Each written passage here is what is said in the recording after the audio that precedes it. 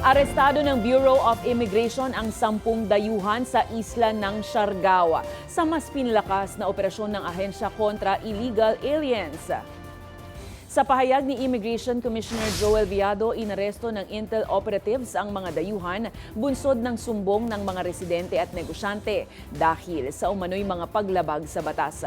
Kasama sa mga inaresto ang 4 na Israeli nationals, 2 Chinese at mga dayuhan mula Morocco, Australia, Nigeria at Lithuania. Karamihan dahil sa overstaying o kawalan ng tamang visa o permit habang nagtatrabaho sa bansa. Pero mayroon ding mga undesirable alien at blacklisted na sa immigration dahil sa mga nauna ng paglabag sa batas. Mananatili ang 10 dayuhan sa BI Detention Facility sa Maynila habang nagpapatuloy ang kanilang immigration proceedings. Paalala ng ahensya, bagamat bukas sa turista ang Pilipinas, walang puwang dito ang mga dayuhang nang aabuso at lumalabag sa batas.